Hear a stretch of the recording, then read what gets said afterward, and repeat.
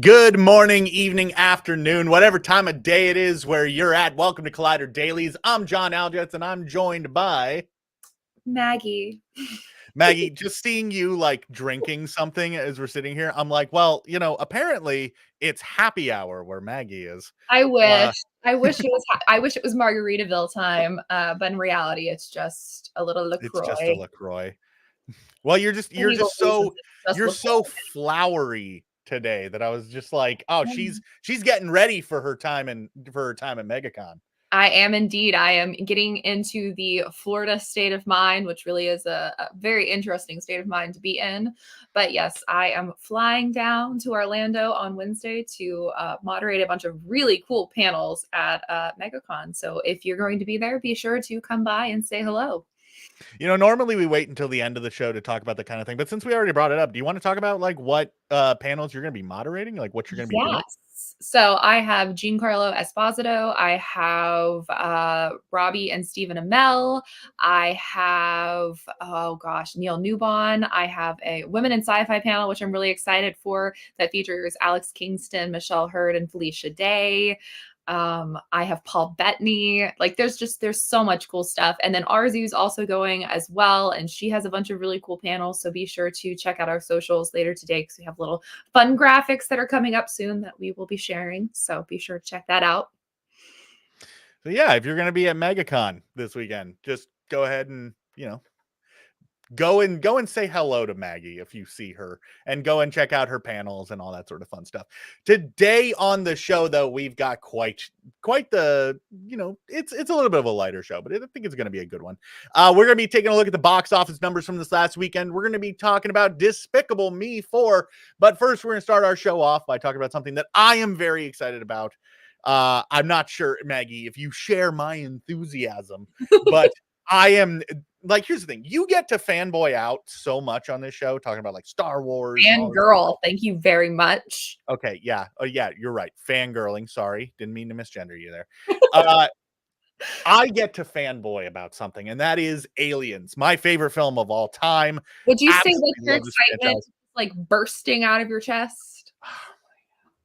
You really were signing up for this just to be funny for this episode. Just with the gigs and shiz. Yeah, all right, whatever.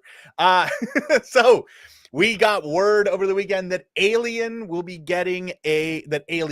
specifically will be getting the What If treatment from Marvel.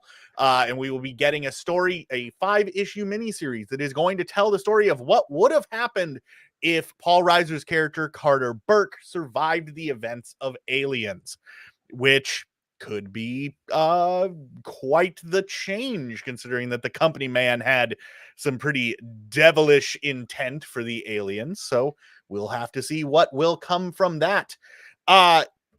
Here's the thing. We've been talking for a while now. A lot of fans have been talking about the possibility of getting a what if from some of the other like properties that Disney owns now, Disney and Marvel. But most people have been talking about like what if Star Wars seems to be the one that a lot of people have been talking about. We've gotten some sort of alternate stories of Star Wars in the past, but we've yet to get any real like alternate aliens. So for me, this is exceptionally exciting, not just because I am like I'm chomping at the bit for anything aliens related. As All in the Game said in chat, can't wait for the Noah Hawley's Aliens show. I'm all for that. I'm all for Fede Alvarez's Alien film. I'm super excited for all of that. Yeah, there's the comment right there. I am super stoked for pretty much anything alien related. So giving us the comics is going to be great. And Marvel has been absolutely killing it with the Aliens comics. Maggie, I know that you're not a big Alien fan, so I'm not going to ask you your opinion on what if aliens. But if there was a property like owned by Disney, published by Marvel, doesn't matter, any property out there that you would love to see an alternate what if treatment for, what would it be? What if Ben Solo actually got to live? Okay. You really go straight into that. That is the only thing I want. And look, I'm still holding out hope that he'll come back. Fingers crossed. I live in eternal hope. Internal, eternal. Yeah, the hope is internal. The feelings are eternal. But yeah, that would be a what if for me. But to be perfectly honest, the what if that I would love to see in Star Wars is what if we actually got the expanded universe and Jason and Jaina and Anakin were real and Luke and Mara Jade had been like, yeah, that is what I would like to see as a what if. And I would like to see that in an animated thing. But I am already on record saying I think that John is frozen for me. But I'm on record saying that I think that Star Wars Visions is already kind of what if. So I don't know if I should keep talking. Am I frozen? Is John frozen? Who's frozen here? Adam, voice of God. Nope. Is John back? I can Okay. see. Well, I can hear you. yep, you were frozen. I'm very glad that I was filling the dead air. But yeah, Star Wars Visions to me is already what if, and I love it. And I want to see that continue for many, many more seasons because what I think the Marvel what if hasn't done as well as Visions and like exploring different avenues and different corners of the universe is that it's all one style of animation, and that's what I really loved about Star Wars Visions is that we have seen animation from around the world and seen the way that they have taken these stories and found ways to adapt them to stories that fit their cultures and their lived experiences. And I think that's something that I would like to see more into what if, like more animation styles, more studios getting to play with that world. So I could get on board for that. yeah, that's I'd my, be on board for any of that. vision, to be terribly punny. Apologies for the little bit of internet eruption or interruption. The weather here is has decided to not be great today. So that is what I have to deal with. I didn't think that it was going to be as big of a deal, but here we are. Hopefully we don't have another hiccup. At least you froze in a good position. You were just like, Oh, was it my good side or was it my yeah, bad side? Which one was it? Yeah, there you go. That side? Yep. That's my bad side. Okay, well, you showed the world. Well. Just 4 weeks away from the FX Shogun show. I am like weirdly excited for that show. I didn't think that I was going to be as excited for it as I am because like normally I'll be honest with you, I don't really pay attention to FX all that much, but I'm definitely here for it. So I will be for sure checking that out. I'm definitely an old school like FX fan. I mean, that was the network that had so many good, shows growing Big fan up. of The Shield. I mean, I did watch The Shield. Yeah, I like procedurals, so I did grow up watching that. And that was also where all like my favorite reruns were. That's where like the Castle reruns were, like the Charmed reruns. That was my childhood. But I will say they are putting a lot of really good money into Shogun because if you go to LA, there's billboards everywhere. Oh yeah, there's on everything. There's like TV spots on every like ad service that you can. Yeah, it's like every other ad that I get on like TikTok or Twitter is Shogun. So, which makes me really hopeful. I think that's what that series deserves. So, definitely. That was a little bit of a tangent, but I'm certainly here for it. All right, let's move on to our next topic, which is Despicable Me 4 got a trailer finally. And let's talk about this trailer a little bit. Did you watch it? I did, unfortunately. So, you big Despicable guy? Did you show up? Not so much. Here's the thing. I think as far as kids movies go, the first Despicable Me is definitely solid. Like I believe that is, I'm a firm believer that kids deserve good movies too. Like we shouldn't like dumb down movies for kids. We shouldn't expect kids movies to be like lower quality or be okay with kids movies being lower quality. And I feel like Despicable Me, the original, did a fantastic job of being just a genuinely good movie in addition to a genuinely good kids movie. The other films, I haven't been as on board for, especially the Minions ones, mostly just because Minions. But I do think that the film looks like it's going to be at least fun. What are your thoughts on it? I mean, my only thought is the fact that Gru has a child, which leads to some interesting avenues of thought, which everybody was immediately thinking about on Twitter, which was like the funniest thing. You're also on a very weird part of Twitter. I know it is an incredibly normal part of Twitter. It is a very normal part of Twitter. Thank you very much. Because we interact so much. I now am being dragged onto certain parts of Twitter. Like I see like your interactions with some people. You are not on a normal part of Twitter. I'm happy. What can I say? Anyways, so I think I'm really I say disenfranchised by the franchise, but I will. Because we grew up in the age where Minions were the meme of choice for boomers on Facebook. I think they Uh, already, or they still they are. still are, but like we were there for the advent of that. So I really cannot take Minions seriously. Um, Should we do an entire podcast episode about the Minions and Minions. the rise and fall? And Oh god.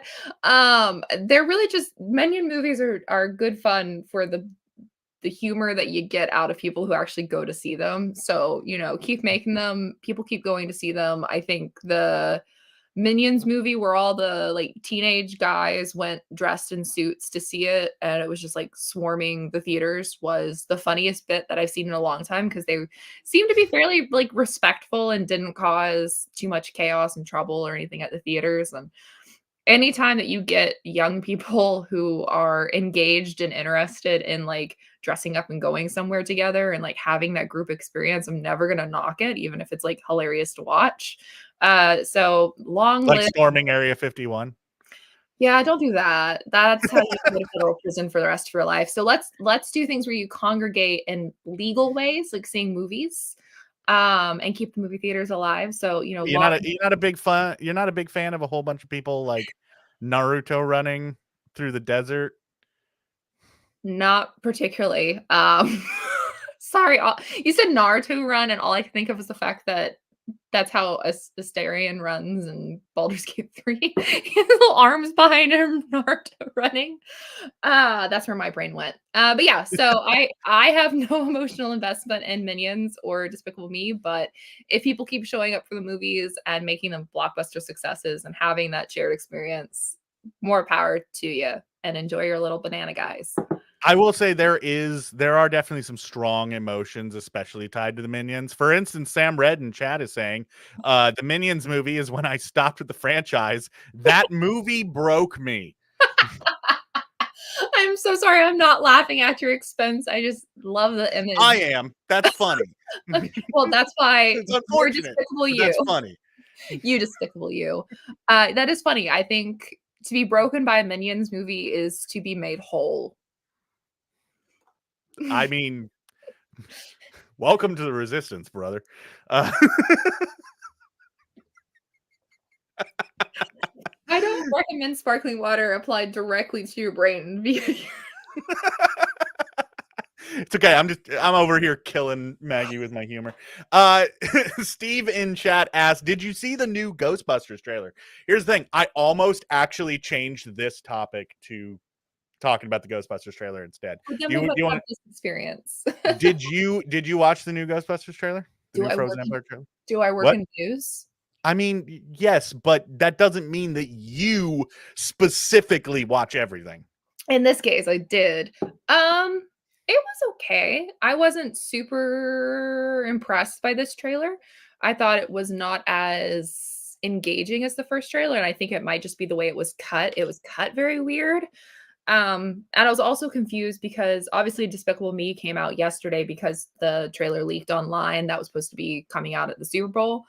And I thought the Ghostbusters one was supposed to come out for the Super Bowl too. So it made me wonder if this was like a rushed cut because something had leaked. So I have a lot of questions. I didn't think it was a super well cut trailer, but I don't think that's really any mark of how good the movie's going to be. I think it was just less impressive than it could have been because the last couple stuff they've dropped have been exciting, and this one was just kind of very gray and bleak and not engaging in the way the past ones were. I will say I am very much on board with this film, like 100%. Same. I'm gonna see it. This trailer wasn't going to sell me one way or the other. No. But I do agree with you that it wasn't as good of a trailer. Like something like it wasn't as funny. The beats weren't hitting as like well as I felt like they needed to. But I'm not going to complain about seeing more footage from this film. So to me, Yeah.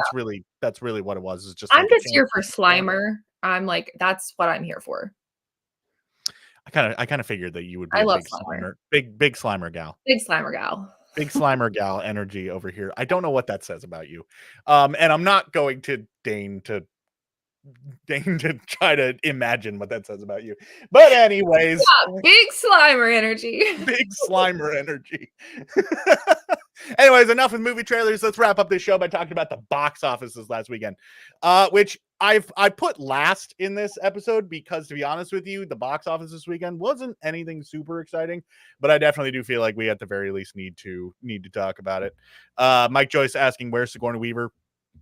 It wouldn't surprise me if she's not in the movie. I think Sigourney's got other stuff going on. She's busy compared to the rest of the cast. She's probably the most busy one. Okay, so talking about the box office, let's get into this. Domestically, The Beekeeper was still on top, but just barely with 7.4 million. Coming in hot on its heels was Mean Girls with 7.3 million, which actually beat it globally, I believe. Wonka is still holding on into the top 5 with 5.9 million domestically. Migration also still just holding on with 5.2 million, and Anyone But You continuing to surprise basically everybody who thought that movie wasn't going to do any numbers at all, pulling in 4.8 million. Yeah, as I said, nothing super exciting. We didn't have any major releases this weekend, no major debuts. So the box office right now is doing pretty much exactly what we kind of expected it to do. All in the Game says, great to see the Oscar nominated Godzilla -1 minus color get a theater expansion for a $2.6 million ninth weekend, $55 million domestic, and $102.6 million worldwide on a reported $15 million budget. That is a man trying to do my job.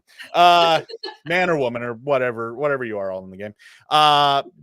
Guy, gal, non-binary pal, trying to do my job for me. But yes, that is true. Godzilla -1 minus color. It's actually Godzilla -1 without color, but I refuse to call it that. It is minus color because it just flows so much better. That's what they're also calling it in some of the marketing stuff. So it's definitely caught Are on. they? Because I've only seen without color. Yeah, some of the there was a toy that dropped last week that's to tie in with it, and they were calling it -1 minus color. Love it. I need to go watch that. I've Because heard I it think looks that different.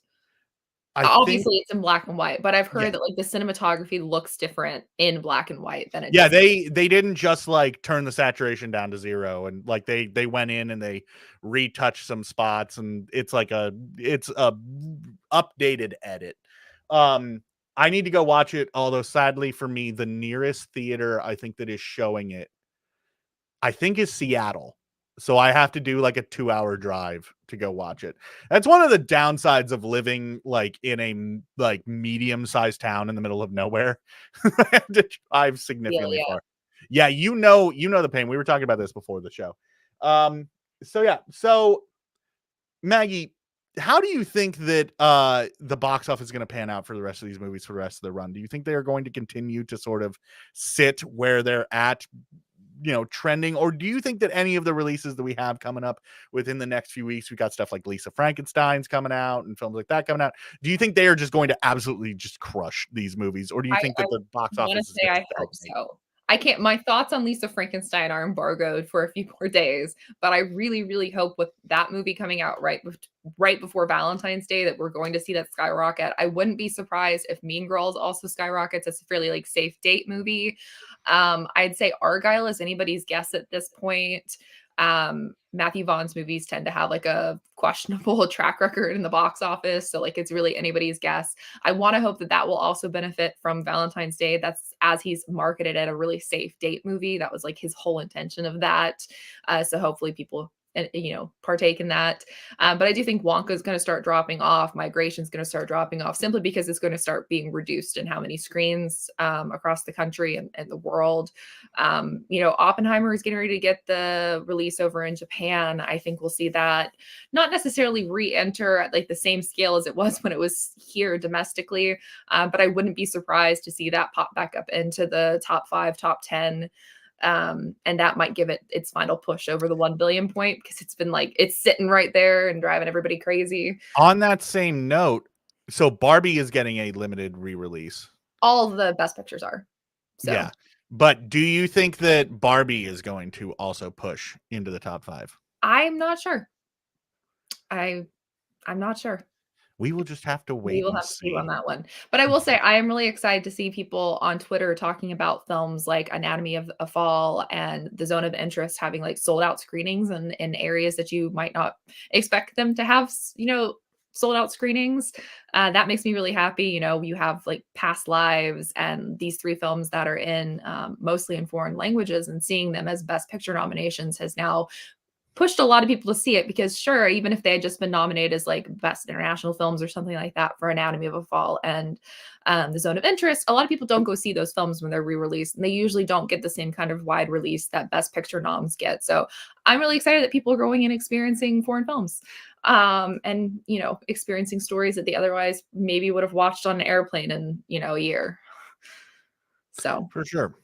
Point is, the the box office is going to be in a weird state probably for the next month, so we're going to be paying attention to that. We're going to be tracking those numbers and seeing how things play out.